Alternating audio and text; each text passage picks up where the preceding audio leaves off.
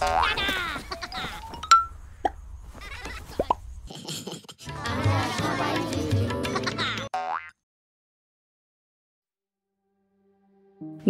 শোনা আর গল্প বলা দুই একটা নেশার মতো অভ্যাস। তাই আমরা ভালো গল্প শুনব আর ভালো গল্প শোনাবো এই পণ করে গপ্পযুযুকে আপনাদের কাছে হাজির করছি নানা বৈচিত্র্যে। ভয়, ভালোবাসা থেকে হাসি, রহস্যের এক মোহিনী আকর্ষণ আমাদের এই গপ্পযুযুর আসর। আমরা হাজির হই প্রতি শুক্রবার ঠিক রাত ৮টা ৩০-এ। আশা করব আপনারা আমাদের পাশে থাকবেন, আমাদের উৎসাহিত করবেন। এটাই আমাদের একমাত্র পাথেয়। গপ্পযুযুর প্রথম দিনগুলিও খুব সহজ ছিল না, অনেক বাধা বিপত্তি, আশা নিরাশা। কিন্তু আমরা আমাদের লক্ষ্য থেকে সরে আসিনি, আর তাই আমরা আশীর্বাদ স্বরূপ পেয়েছি আপনাদের মতো শ্রোতাদের, যারা আমাদের পাশে থেকে আমাদের মনে আশার আলো কখনো নিভে যেতে দেননি। আপনাদের শুভকামনায় আমরা অতিক্রম করতে পেরেছি আমাদের প্রথম ধাপ। তার জন্য আমাদের গপ্পযুযু চ্যানেলের পক্ষ থেকে আমাদের সকল শ্রোতা বন্ধুদের জানাই অসংখ্য ধন্যবাদ। সেই সঙ্গে আরও একটি কথা, আপনারা নিশ্চয়ই জানেন যে আমাদের এক একটি উপস্থাপনা যথেষ্ট খরচ সাপেক্ষ। তাই আপনারা যদি আগ্রহী হন তাহলে সঙ্গী যুযু, মিত্র যুযু, বন্ধু যুযু, প্রিয় যুযু এই 4টি জয়েন বাটনের মাধ্যমে কিছু অর্থ সাহায্য করে আমাদের সঙ্গে জুড়ে থাকতে পারেন। থ্যাঙ্কস বাটনের মাধ্যমেও এককালীন অর্থ সাহায্য করে আপনারা আমাদের পাশে থাকতে পারেন। আশা রাখব গপ্পযুযু চ্যানেল এইভাবেই আপনাদেরকে পাশে পাবে। আপনাদের হাত ধরেই আমরা পৌঁছে যাব আরও নতুন নতুন শ্রোতা বন্ধুদের কাছে। পাশে থাকবেন আর অবশ্যই আপনাদের মূল্যবান মতামত আমাদের জানাবেন। অনেক ধন্যবাদ। আজকে কোন তারিখ বলুন তো? হ্যাঁ, ঠিক ধরেছেন, 14ই ফেব্রুয়ারি। আর আজ সেই ভালোবাসার দিন, বিশেষ দিন। যদিও ভালোবাসার আলাদা কোনো দিন হয় না, তবু আজকের বিশেষ দিনে আমাদের প্রেমের একটি গল্প দেরি হয়ে গেছে লিখেছেন তিনিতা।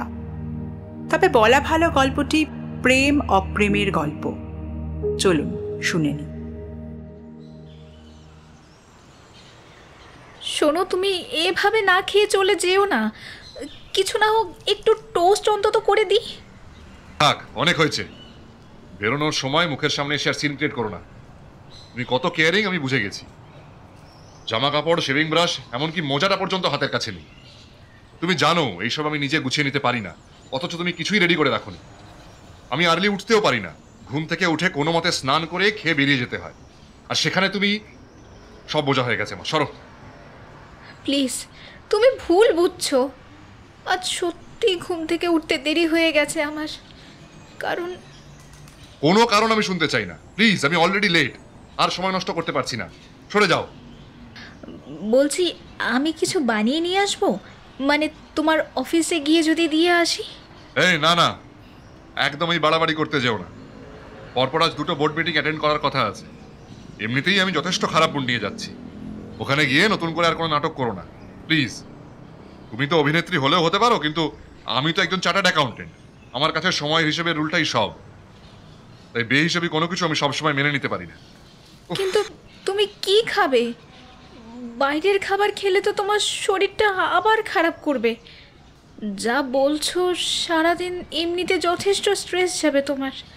তাহলে তাহলে তাহলে কি খালি পেটে থাকবো? So what? আমি নিজে যখন নিজের খাবার বানিয়ে নিতে পারিনি, তখন আমার তো ওটা ছাড়া কোনো উপায় নেই, তাই না? হ্যাঁ, জুতোটাও হয়েছে সেরকম। আরে আমি পরিয়ে দিচ্ছি। না না, থাক, আর কষ্ট করতে হবে না। এরকম করে কেন বলছো অরিত্র? আজ 3 বছর আমি এখানে এসেছি। বাড়িতে ঢোকার পর দিন থেকেই আমি নিজের হাতে তোমায় অফিস বেরোনোর সময় জুতোটা কি পরিয়ে দিইনি?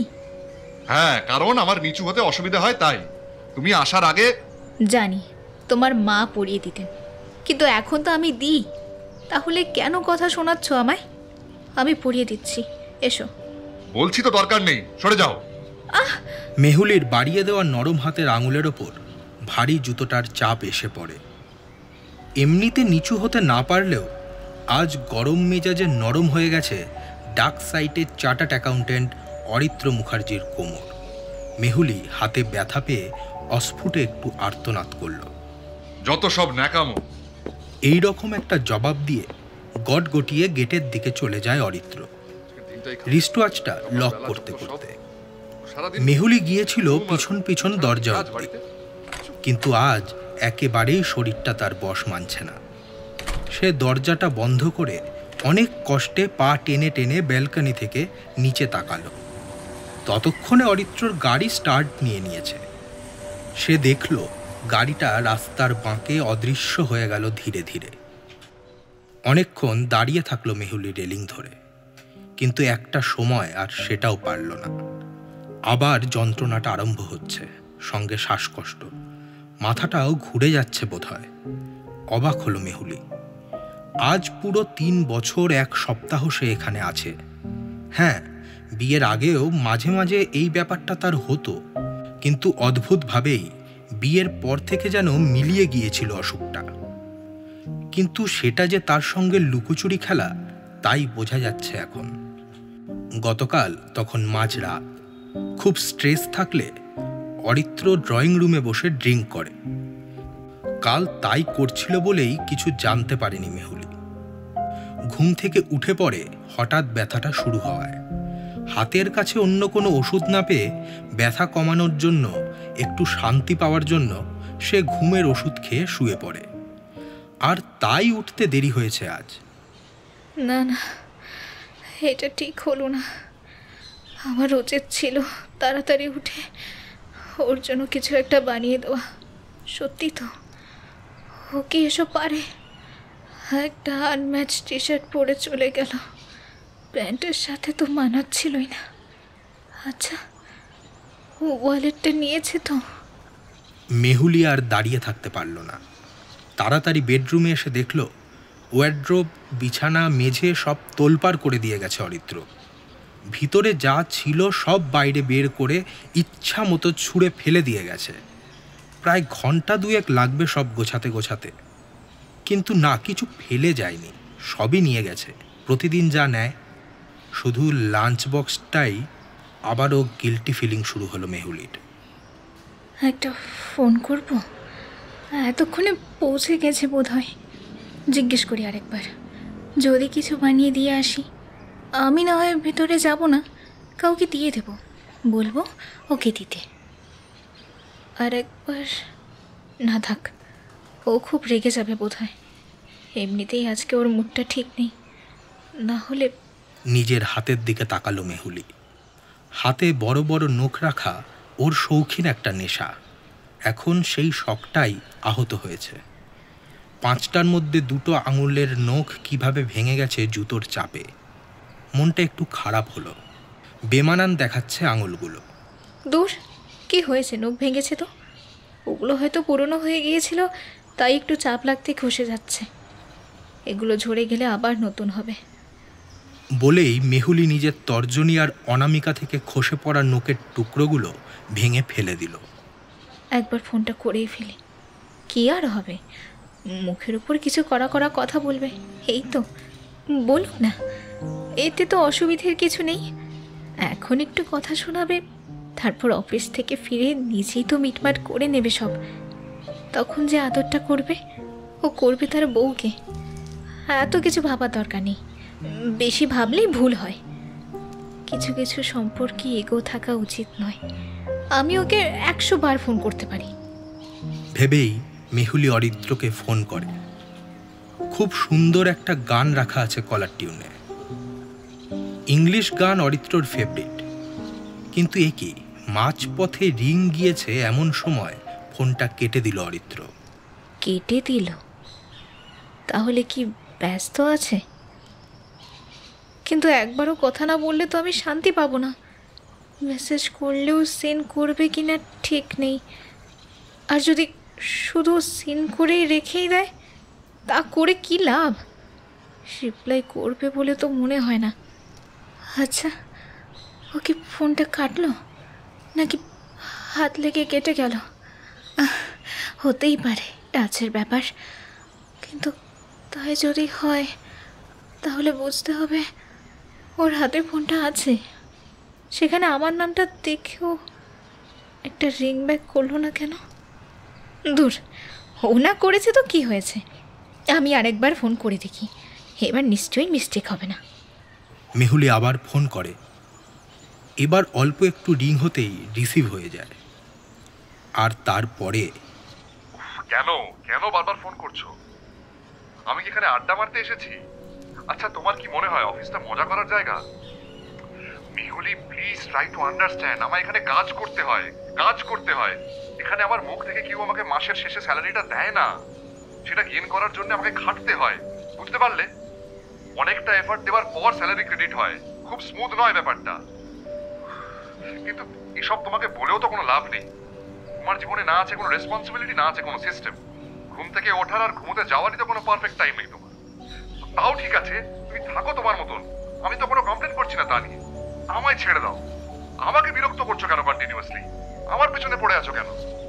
না মানে অরিত্র, আমি আসলে জিজ্ঞাসা করছিলাম যে আমি কি খাবার বানিয়ে নিয়ে আসবো, বাইরে থেকে যদি কারোর হাতে দিয়ে আসি? নো, নেভার, একদম না। Hello hello hello. কলটা কেটে দিয়েছে অরিত্র। মেহুলি ফোনের স্ক্রিনে চোখ রাখে। ওর চোখ থেকে দু ফোঁটা জল গড়িয়ে পড়ে। তাড়াতাড়ি ইস, বলে আঁচলটা দিয়ে জলটা মুছে দেয় মেহুলি। সেটটা দামি, এটা ওদের 3rd অ্যানিভার্সারি গিফট। অরিত্র কিনে দিয়েছে। ওই দেওয়াটারই দাম অনেক বেশি মেহুলির কাছে। না, এভাবে দাঁড়িয়ে থাকলে হবে না, যাই কিছু একটা বানাই। অরিত্র যখন সন্ধেবেলা অফিস থেকে ফিরে আসবে ওকে সারপ্রাইজ দেব। ওর সমস্ত ফেভারিট খাবারে টেবিলটা সাজিয়ে রাখবো। ও এসে দেখবে, খুশি হবে। আর তখন হয়তো হয়তো কেন, নিশ্চয়ই নিশ্চয়ই আমাকে সরি বলবে। অরিত্রটা তো এমনই। অরিত্র আর মেহুলি কলেজ ফ্রেন্ড ছিল। মেহুলির সাবজেক্ট ছিল ড্রামা আর অরিত্র সিএ। ডিপার্টমেন্ট আলাদা হলেও ওদের মধ্যে কেমন যেন একটা কানেকশন তৈরি হয়ে গিয়েছিল। অবশ্য বিয়েটাতে আপত্তি ছিল মেহুলির বাড়ি থেকে, কারণ অরিত্র যতই সাকসেস হোক না কেন জীবনে, ভীষণ মাথা গরম এবং কম বোঝা একটা ছেলে সে। আর মেহুলি বড়ই মুখচোরা। কিছু না বলতেই মনের কথা বুঝবে এমন একটা মানুষ ছাড়া মেহুলিকে কেউ বুঝবে না সেভাবে। এটা ভেবেই মিসেস রায় আর মিস্টার রায় মানে মেহুলির বাবা মা ওকে বারণ করেছিল বিয়েটা করতে। কিন্তু না, মেহুলি শোনেনি। ও বলেছিল, ঠিক আছে, ও যদি নিজে থেকে না বোঝে আমি বলবো, বুঝিয়ে বললে নিশ্চয়ই বুঝবে। আর তাছাড়া ফ্ল্যাটে তো আমি আরও একাই থাকবো, দুজনের মধ্যে আন্ডারস্ট্যান্ডিং দুজনে তৈরি করে নেব। তোমরা এটার মধ্যে ঢুকো না। আর কোনো বাধা আসেনি। মেহুলি বিয়ের পর এখানে এসেছে। অবশ্য বাবা মা যে কিছু ভুল বলেনি সেটাও এখানে আসার পর দিন থেকেই বুঝতে শুরু করেছিল। যখন অফিসে বেরোনোর আগে মেহুলি হাঁক করেছিল তখন। ননসেন্স! উফ, আমাকে বেরোতে হবে এখন। এইসব করার সময় নাকি? ছাড়ো, দেখছো না আমি অলরেডি লেট। কি হয়েছে তাতে? তুমি সারাটা দিনের জন্য চলে যাচ্ছ।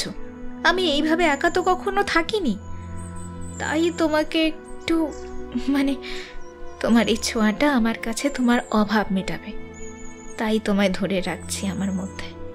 উফ, স্টপ ইট। দেখো, তুমি ড্রামাটিক সেটা ঠিক আছে, তবে সব সময় ড্রামা করতে যেও না, সেটা মেলো ড্রামা হয়ে যাবে এবং আমার সেটা একদম পছন্দ নয়। ছাড়ো, এখন এই জুতোটা যে কিভাবে পরবো।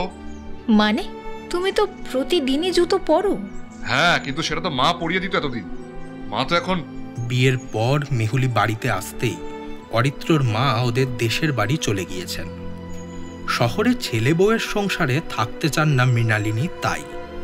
আমি যে কি করি, আমি নিচু হতেও পারি না সহজে। ছোটবেলায় একবার পড়ে গিয়ে অরিত্রর কোমরে একটা চোট লেগেছিল। সেই থেকে ওকে একটু সাবধানেই কাজকর্ম করতে হয়। এখন জোর করে নিচু হতে গেলে যদি ব্যথাটা আরম্ভ হয় তাহলে সারাদিন চলবে। এখন আমি পরিয়ে দিচ্ছি। তুমি? হ্যাঁ, কি আছে, আমি পরিয়ে দিচ্ছি। অরিত্র একটা চেয়ার টেনে বসে। মা যখন জুতো পরিয়ে দিত তখন মাটিতেই পা রাখত অরিত্র। কিন্তু আজ কেন কে জানে অরিত্র মেহুলির পেতে দেওয়া কোলের ওপর পা দুটো তুলে দিল। মেহুলি প্রথমে একটু অজান্তেই অপমানিত হলো, কিন্তু তারপর নিজেকেই নিজে বোঝালো কি হয়েছে তাতে। অরিত্র মেহুলির কোলে পা রেখেছে, রাখতেই পারে, তাতে তো হার্ট হওয়ার কিছু নেই। কি হলো, তাড়াতাড়ি করো। ও হ্যাঁ, দিচ্ছি। মেহুলি যত্ন করে অরিত্রকে মোজা আর জুতো দুটোই পরিয়ে দিল। তারপর একটা বাই পর্যন্ত না বলে ভীষণ ব্যস্তভাবে ফ্ল্যাটের গেটের দিকে চলে গেল অরিত্র। অরিত্র, আমায় বাই বললে না? ধুর, পিছু ডাকলে সেই। আর দেখতেই তো পাচ্ছ চলে যাচ্ছি, আবার পিছু ডাকার কি হলো? দেখো, এইসব আদিক্ষেতা আমার আসে না, ঠিক আছে? I am already late. Further এরকম করো না। আমি একটু এইসব মানি। এখনই পিছু ডাকার জন্য আমাকে আরো 5 মিনিট হোল্ড করতে হবে। উফ, বিরক্তিকর। সরি সরি, আমি মনে রাখবো। মেহুলির চোখের কোণে কাজল ভিজিয়ে জল নামতে চাইছিল। প্রথম প্রথম তো খুব অল্পেই আঘাত লাগতো তখন, কিন্তু অরিত্র সেদিকে পাত্তাই দেয় না। বরং নিজের মোবাইল বার করে দরকারি কিছু SMS চেক করে 5 মিনিট সময় কাটিয়ে তারপর বেরিয়ে গেছে। তাকায়ও নি একবার মেহুলির দিকে। সেই থেকে সময় অসময় এমন অনেক কিছুই হয়েছে যা মেহুলিকে অজান্তে আহত করেছে। কিন্তু বারবার নিজেকে বুঝিয়েছে মেহুলি, করুক না যা খুশি, আমার সাথেই তো করেছে, ও আমার সাথে করবে না তো কার সাথে করবে? ওর ভালোবাসা, ওর রাগ, ওর সব কিছু তো আমার। এসব নিয়ে কি মন খারাপ করতে আছে? মেহুলি কিছু একটা করতে চেয়েছিল জীবনে, কিন্তু অরিত্র রাজি হয়নি। দেখো, মা দেশের বাড়ি চলে গেছে। এখানে কিন্তু আর কেউ নেই তুমি ছাড়া। আর তুমিও যদি নিজের মতন ব্যস্ত হয়ে পড়ো, তাহলে আমার দিকটা কে দেখবে বলো? দেখো, আমি নিজের কাজ নিজে করিনি কোনোদিন। আসলে আমি পারি না এইসব, সবটাই মা করে দিত। তাই এখন এই বয়সে এসে আমি তো আর নতুন করে শিখতে পারবো না। তুমি এসব ছেড়ে দাও, সংসার করো, রান্না করো, নতুন নতুন রান্না শেখো। আর আর আমায়, মানে আমি যখন সামনে থাকবো না, তখন আমার কথা ভাববে, দেখবে সময় কেটে যাচ্ছে। মেহুলি খুশি আর অখুশি দুটোই হয়েছিল এই কথাগুলো শুনে। খুশি হয়েছিল কারণ অরিত্র নিজের মুখে বলেছে যে এখানে ওর আর কেউ নেই মেহুলি ছাড়া। আর অখুশি হয়েছিল এটার জন্য যে অরিত্র মেহুলির ইচ্ছাটাকে দাবিয়ে রাখল। তারপর আর একবার মেহুলির একটা প্রস্তাব নামঞ্জুর করেছিল অরিত্র। তোমায় একটা কথা বলার ছিল। হ্যাঁ, কি? বলছিলাম, আমাদের বিয়ের তো প্রায় 2 বছর হয়ে গেল। তো না, মানে আমাকে অনেকেই বলেছেন যে এটাই হাই টাইম।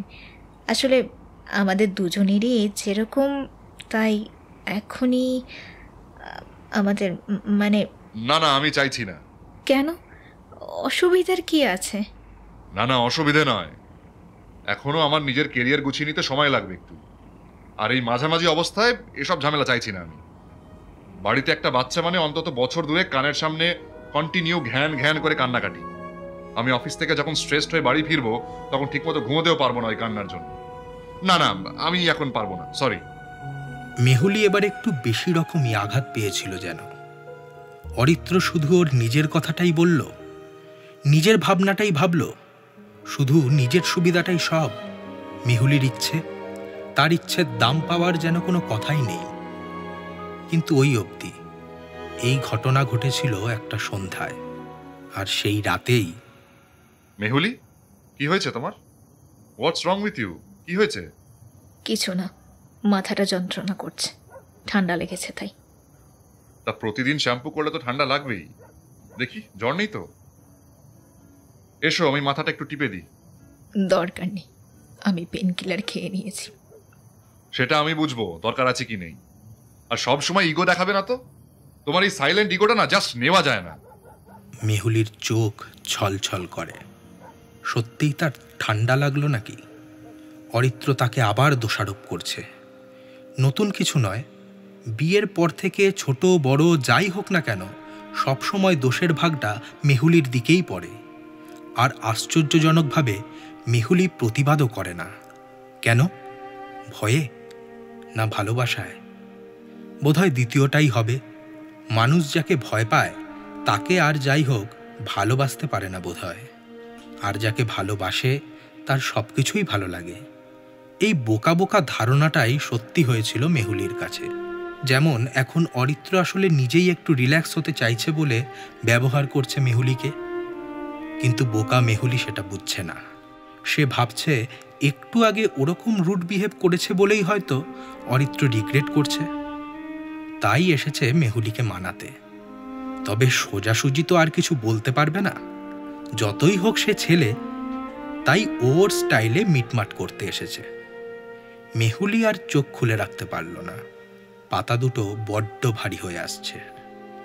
তবে তারই মধ্যে বুঝতে পারল অরিত্রর মাথাটা নিজের কোলে তুলে নিল। ঘুমিয়ে পড়তে পড়তে মেহুলি ভাবল, কত সুখী আমি। হ্যাঁ, অল্পেই রেগে যায়, ভুল বোঝে, মাঝে মাঝে নিষ্ঠুরের মতো ব্যবহার করে, কিন্তু তাতে কি? হোক না যেমন খুশি। ও তো আমায়, শুধু আমাকেই ভালোবাসে, আর ভালোবাসায় সব চলে। প্রতিবার এইভাবেই নিজেকে কাউন্সিল করেছে মেহুলি। আর সেই জন্যই বোধহয় অরিত্র কোনোদিন তেমন হলো না যেমন স্বামী সব স্ত্রী চায়। তবে তাতে মেহুলির ভালোবাসায় টোল পড়েনি কখনো। যেমন এখন সে নিজেকেই দোষ দিচ্ছে বারবার। না না, ভালো লাগছে না। ও আজ সারাদিন কিছু খাবেই না বোধ হয়। টাইমলি না খেলে গ্যাস্ট্রিকের ব্যথাটা বাড়বে। পরপর দুটো মিটিং, কি করেছে কি হবে, সব দোষ আমার। অরিত্র ফ্রিজে রাখা আগের দিনের খাবার খেতে পছন্দ করে না, তাই ওকে যা দিতে হয় সবই টাটকা। তাতেও মেহুলির ওপর দিয়ে যথেষ্ট ঝড় বয়ে যায় মাঝে মাঝে, তবুও ও সামলে নেয়। তাড়াতাড়ি হাত চালাতে গিয়ে বিয়ের প্রথম প্রথম অনেকবার ব্যান্ডেড জড়াতে হয়েছে আঙুলগুলোয়, তবুও থামেনি। রান্না করার সময় গরম তেল ছিটকে এসে কতবার ফোসকা ফেলেছে হাতে, গালে, এমনকি কপালে পর্যন্ত। তবুও খাবারটা বানাতে দেরি হয়ে যাবে বলে ও ততক্ষণ যন্ত্রণা জ্বালা সহ্য করেছে যতক্ষণ না খুন্তি নাড়ার কাজটা শেষ হচ্ছে। মুখ ফুটে একটা কথাও কখনো বলেনি অরিত্রকে। একটা কাজ করি, ও যা যা খেতে পছন্দ করে সেই সব বানিয়ে রাখি, টেবিলে সাজিয়ে রাখবো।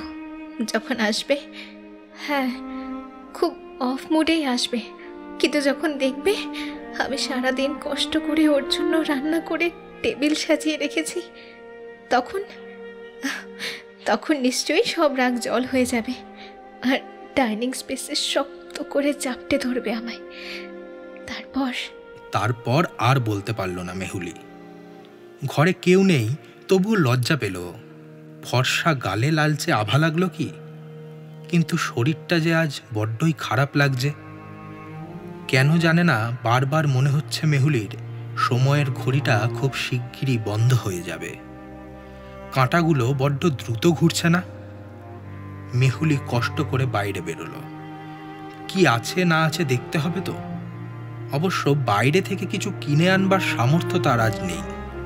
কিছুতেই এই শরীরে সে বাজারে যেতে পারবে না। তবু ইচ্ছা তো করে সবচেয়ে ভালো জিনিসটাই ভালোভাবে তার কাছে সামনে রাখি, যাকে ভালোবাসি। মেহুলি মনের জোরে শরীরের কষ্ট দাবিয়ে রেখে ছোট্ট রান্নাঘরটায় এসে ঢুকল। শুধু রান্নাঘর নয়, এই গোটা ফ্ল্যাটটাই পরিপাটি করে সাজানো। সব মেহুলির হাতের কাজ। কি আর করবে, এইসব নিয়েই তো থাকতে হয়।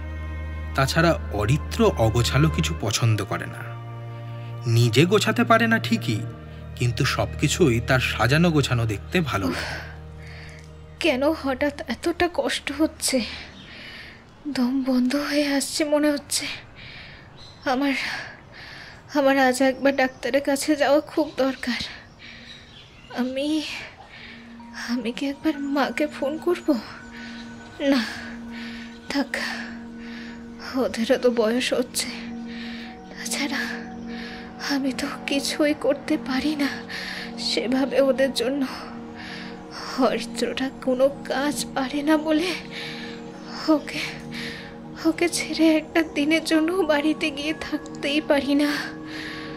আবার অরিত্রের সাথে বাবা মা আজও তেমন সহজ হতে পারলো না। সেই জন্য দুই তরফের মাঝামাঝি পড়ে বড্ড অস্বস্তি হয়। তাই আমি যাওয়াটাই ছেড়ে দিয়েছি ও বাড়ি। সেখানে এখন নিজে দরকার পড়েছে বলে মাকে ডাকবো? না না, থাক, দরকার নেই।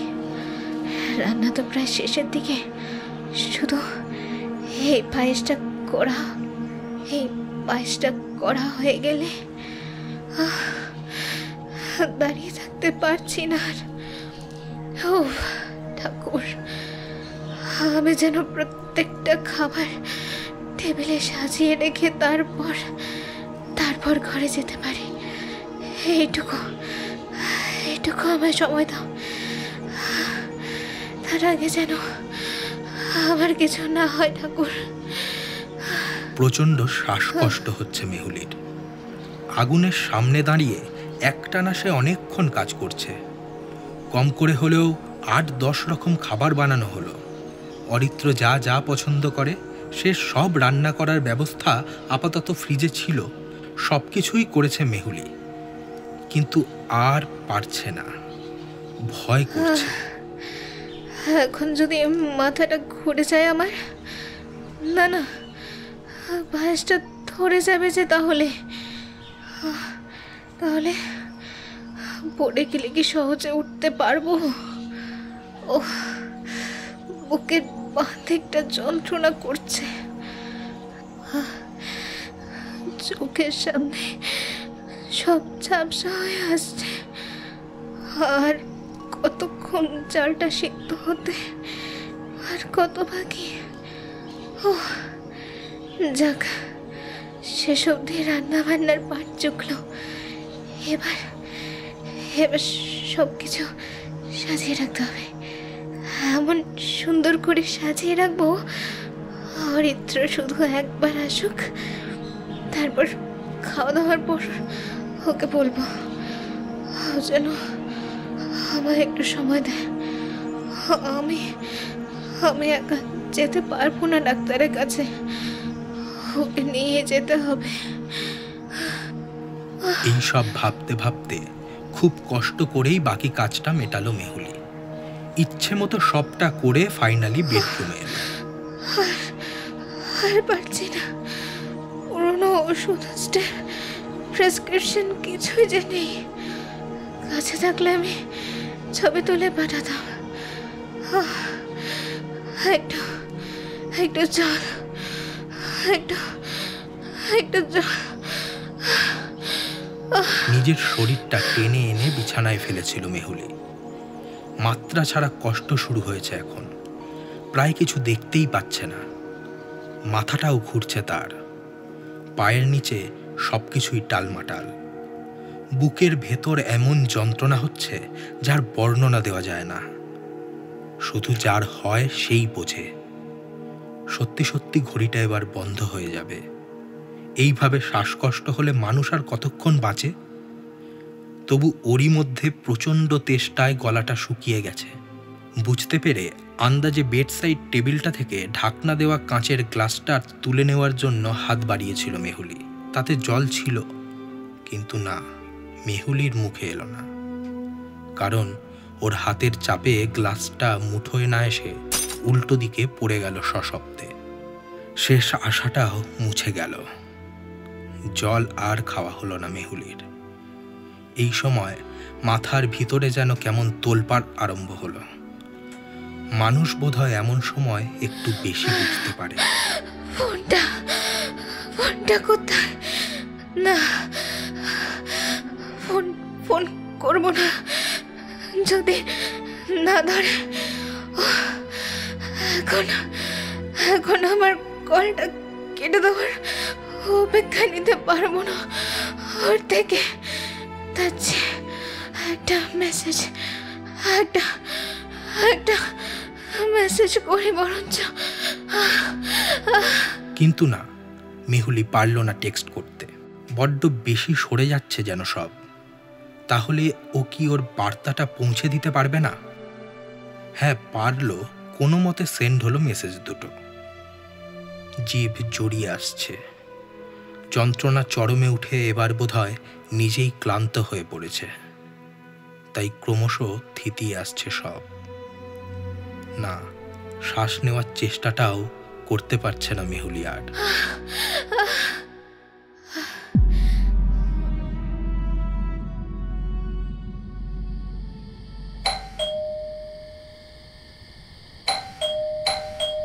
কি আশ্চর্য, কখন থেকে বেল বাজাচ্ছি, দরজা খোলার কোনো নাম নেই।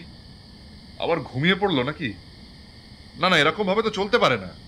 ফোন করছি ধরছে না, দরজাটাও এসে খুলছে না, বাড়িতে আছে অথচ কোনো রকমের রেসপন্সিবিলিটি নেই। এইভাবে তো হয় না।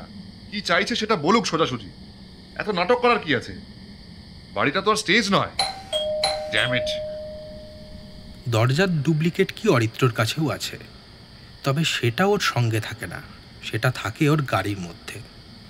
অযথা জিনিসটা ক্যারি করার কোনো দরকার নেই, তাই অরিত্র করেও না কোনো দিন। বাড়িতে তো মেহুলি আছে, দরজা খোলা বন্ধ করা তো তারই কাজ। এবার বিরক্ত হয়ে অরিত্র আবার এসে লক করে পার্ক করে যাওয়া গাড়িটা খুলল। তারপর তা থেকে চাবিটা নিয়ে গাড়ি আবার লক করে দরজার সামনে এসে দাঁড়ালো। সেকেন্ডে দরজা খুলে ভিতরে ঢুকলো। আর ডাকলো না মেহুলিকে। ইচ্ছে ছিল সামনে গিয়ে, যাই হোক, কিন্তু এ কি, বেডরুমে যাওয়ার আগে ডাইনিং হয়েই যেতে হয়। আলো জ্বলছে, সহজেই চোখে পড়ল সবটা। সত্যিই অরিত্র আজ কিছু খায়নি। শুধু গ্যাস্ট্রিকের ব্যথাটা আরম্ভ হয়ে যাবে যদি ঠিক সময়ে খাবার আর ওষুধ পেটে না দেওয়া হয়। তাই বাধ্য হয়েই এক কলিগের বাড়ি থেকে নিয়ে আসা কিছুটা খাবার চেয়ে খেয়েছিল, তবে তাতেও খিদে মেটেনি। এখন না মেটা খিদেটাই থরে থরে সাজিয়ে রাখা বোলগুলো দেখে যেন দ্বিগুণ বেড়ে উঠল। কি অবস্থা, সন্ধে হয়ে গেছে অথচ মেহুলি এখনো ঘুমোচ্ছে। আর কি কাজ আছে? বাড়িতে বসে বসে ওই তো করছে। ভালো মেয়েকেই বিয়েটা করেছি। নিজের পছন্দের ওপর বৃতৃষ্ণা জন্মালো অরিত্রর। সে আর বেশি দেরি করতে পারল না। চটপট হাত মুখ ধুয়ে এসে চেয়ার টেনে বসে পড়ল। চেঞ্জটুকু পর্যন্ত করার তর সইছে না পেটটার। বাহ, মানে মেয়েটাকে নিয়ে, মানে মেয়েটা যে কি করে। সকালে যখন খাবার দেবার কথা ছিল তখন দিল না, আর এখন সন্ধ্যেবেলা টেবিলে খাবার সাজিয়ে রেখেছে। পাগল নাকি? নাকি এখনো বড়ই হয়নি? পুরোটাই নাটক, ন্যাকামো। একে একে ভাত, সবজি, ডাল, শুক্তো, পার্শ্বে ফ্রাই সব খায়। আর এই পাবজা মাছের ঝালটা কাঁচা লঙ্কা আর কালো জিরে দিয়ে যা করেছে, সত্যি খুব ভালো হয়েছে। অরিত্র মেহুলিকে কোনোদিন নিজের মুখে বলেনি ঠিকই, কিন্তু নিজের মনে বলেছে অনেকবার। পাবদাটা তো মাও রান্না করতো, কিন্তু একটু মেহুলি যেন একটু বেশি ভালো করে। একদম রিচ হয় না, কিন্তু খেতে খুব টেস্টি। রান্নার হাতটা হয়তো মায়ের থেকে এরই বেশি ভালো। সেই পাবদার ঝাল, দই, পনির, আরও অনেক কিছুই আছে, সবশেষে পায়েস পর্যন্ত। প্রথমে 1 চামচ দুধ বাটিটা থেকে তুলে দুটো কাজু বাদামের সঙ্গে মুখে দিল অরিত্র। বাহ বাহ, সেই টেস্ট। নলেন গুড়ে বানিয়েছে নাকি? খুব ভালো হয়েছে খেতে। সবটুকু চেটে পুটে শেষ অবধি খেলো অরিত্র। এতগুলো পদ, সময় তো একটু লাগবেই। তাড়াহুড়োরও তো কিছু নেই এখন। হ্যাঁ, ল্যাপটপটা নিয়ে একবার বসতে হবে ঠিকই, কিন্তু এখনও হাতে কিছুটা সময় আছে। সব সময় কাজের জন্য হলেই তো হলো না, কিছুটা সময় নিজের জন্যও তো রাখতে হবে নাকি? কথাটা নিজেকেই নিজে বলল অরিত্র। তারপর আমসত্ত্বর চাটনি মাখা আঙুলগুলো চাটতে চাটতে টেবিল ছেড়ে উঠে বেসিনের দিকে পা বাড়ালো। কলটা চালিয়ে হাত ধুতে ধুতে ওর মনে হলো, ব্যাপারটা কি? এতক্ষণ হয়ে গেল এসেছি। বাঁ হাতের রিস্টও আছে, সময় দেখল অরিত্র। প্রায় 50 মিনিট হলো ফ্ল্যাটে ঢুকেছি, অথচ মেহুলির কোনো ভ্রুক্ষেপ নেই। ইচ্ছে করে ইগনোর করছে নাকি একটু বেশি ভাও খাচ্ছে? ও, ওই সকালে একটু কথা শুনিয়ে ফেলেছিলাম, তাই নাটক হচ্ছে। তা কথা শোনার মতন কাজ করবে, আবার কথা বললে গায়ে বড় বড় ফোসকাও পড়বে। গলা তুলে ঝগড়া করে না কোনোদিন। অভিনেত্রী তো, তাই ঝামেলাটা পাকায় আর অভিনয় করে। এই তো এখন যেমন করছে। ঘরে গিয়ে অরিত্র নিশ্চয়ই দেখবে বিছানায় ঘাড় নিচু করে বসে আছে, কোনো কথাই বলছে না।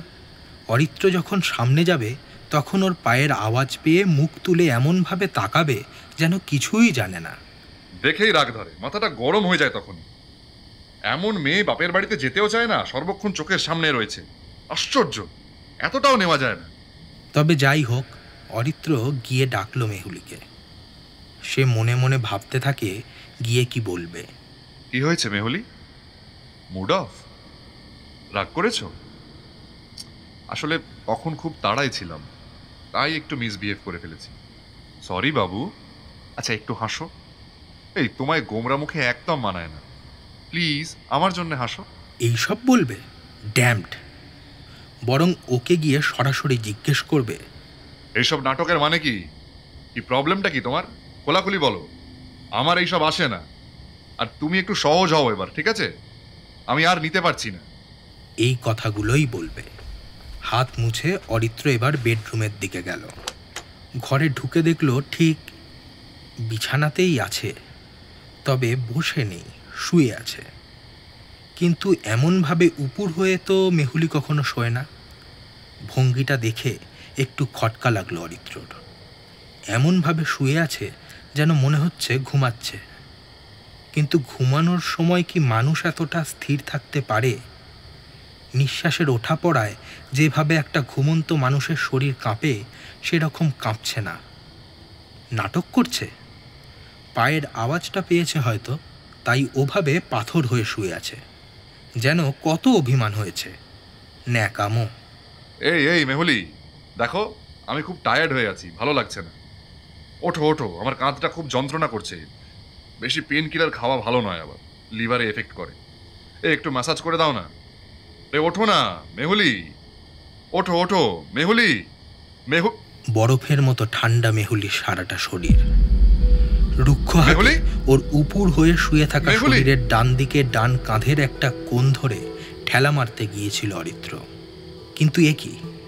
পাথর তো নয়, বরফের মতো ঠান্ডা মেহুলি। গলাটা শুকিয়ে আসছে অরিত্রর। মাথা নিচু করে সে মেহুলির মুখের কাছে মুখটা নিয়ে আসে।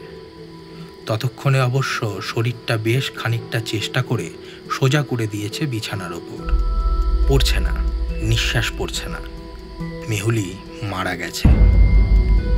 অরিত্র 10 সেকেন্ড নিজেই পাথর হয়ে দাঁড়িয়ে। কি করবে এখন? কাকে ফোন করবে সবার আগে? ডাক্তারকে, নাকি মেহুলির বাড়িতে? কাকে কাকে সবার আগে দরকার ওর?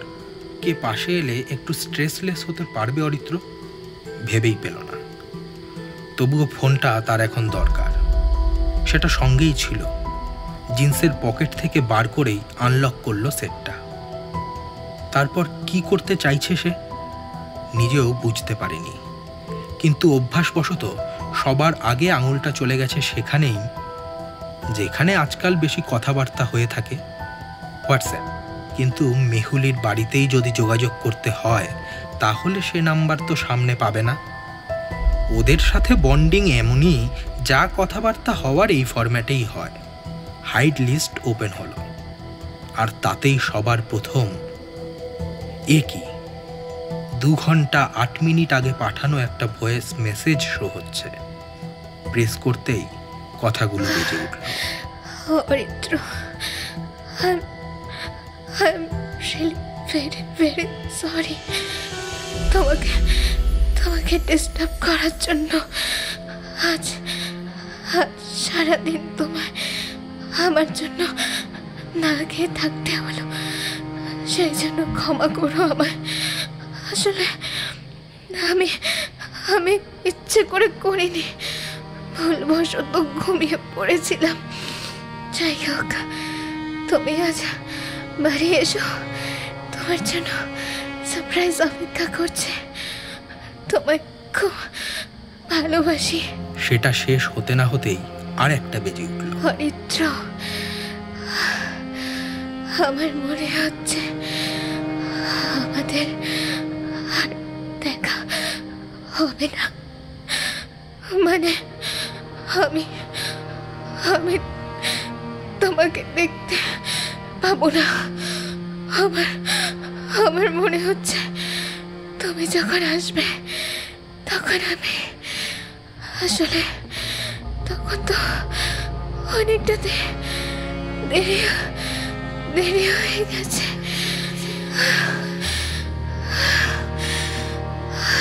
মেহুলির শেষ নিঃশ্বাসের একটা টুকরো যেন কিভাবে রেকর্ড হয়ে গেছে। চাপা গলায় এইটুকু শুধু উচ্চারণ করতে পারল অরিত্র। ফোনটা তার হাতে থাকলো না। না, মাটিতে নয়, বিছানায় মেহুলির পাশে পড়ে গেল সেটটা। এই মেহুলি অরিত্রর ছোট বড় সবকিছু সামলে রাখার যন্ত্র। ওকে ব্যবহার করেছে ইচ্ছে মতো, কাছে টেনেছে, আবার যখন ভালো লাগেনি তখন দূরে সরিয়ে দিয়েছে অবলীলায়। মেহুলিরও যে মন আছে, ও যে সত্যিই একটা যন্ত্র নয়, এ কথাটা কোনোদিন বোঝার চেষ্টাই করেনি অরিত্র। মেহুলির সব অনুভূতি অরিত্র একটা দাগে ফিক্সড করে রেখে দিয়েছিল, নাটক। তাহলে আজ এটাও কি নাটক? মেহুলির হার্ট দুর্বল ছিল সেটুকুই জানত অরিত্র, কিন্তু কোনোদিনই কোনো কেয়ার তো করা হলো না এই ব্যাপারে। মেহুলি কি খুব কষ্ট পেয়ে চলে গেল? মেহুলি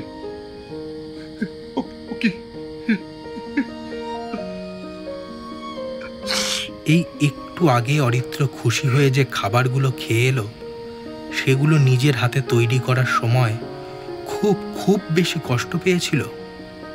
মেহুলি কি শরীরটা খারাপ ছিল বলেই সকালে ঘুম থেকে উঠতে দেরি করেছিল?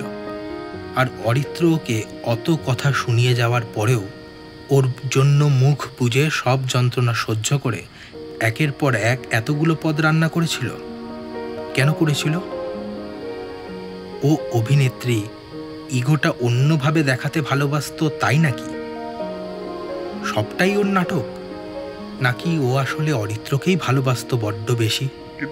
কিন্তু মেহুলি, এই কি পাওনা ছিল নাকি? বলো না, চুপ করে আছো কেন মেহুলি? নিজের ইচ্ছা মতো নিজের খেয়ালেই ভালোবেসে গেলে তো আমায়। কিন্তু উল্টো দিকের মানুষটা যখন তোমার কাছে এলো তখন তুমি কোথায় চলে গেলে? ও গড, আমি এত দেরি কেন করলাম? কেন কেন কেন আমার এতটা দেরি হলো? অরিত্র কোনো প্রশ্নেরই উত্তর খুঁজে পেল না। শুধু মেহুলির নিথর মুখের ওপর ঝুঁকে ঠান্ডা হয়ে যাওয়া নরম গোলাপি ঠোঁট দুটোর ওপর নিচু হয়ে নিজের দুটো ঠোঁট রেখে স্থির হয়ে থাকল। ধরে আসা গলায় চোখের জল মাখতে মাখতে বলল, সরি মেহুলি, সরি, আমায় ক্ষমা করো।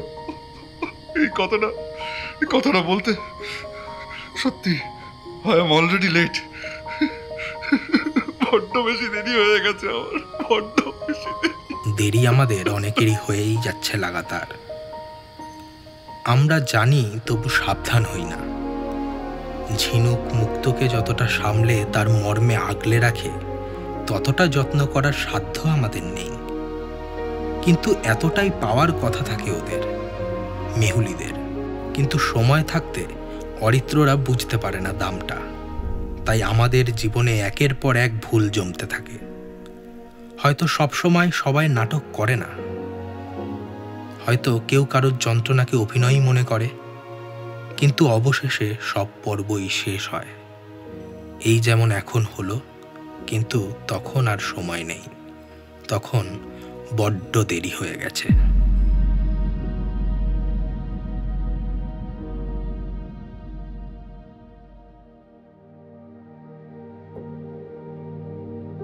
গল্পটি আপনাদের কেমন লাগলো কমেন্টের মাধ্যমে অবশ্যই আমাদের জানাবেন। আর চ্যানেলটিকে ভালো লাগলে লাইক, শেয়ার, সাবস্ক্রাইব করে আমাদের পাশে থাকবেন। আরেকটি কথা, সাবস্ক্রাইবের পাশে থাকা বেল বাটনটিতে প্রেস করে রাখুন আমাদের নোটিফিকেশনগুলি সাথে সাথে পাওয়ার জন্য। আর একটা কথা, আপনারা আপনাদের লেখা গল্পগুলি অডিও স্টোরি রূপে শুনতে চাইলে আমাদের চ্যানেলের মেল আইডিতে পাঠাতে পারেন। নির্বাচিত গল্পগুলি আমরা অডিও স্টোরি রূপে তুলে ধরব। আমাদের মেল আইডি ডেসক্রিপশন বক্সে পেয়ে যাবেন। আজ তবে এই পর্যন্ত। ভালো থাকবেন, সুস্থ থাকবেন। শুভরাত্রি।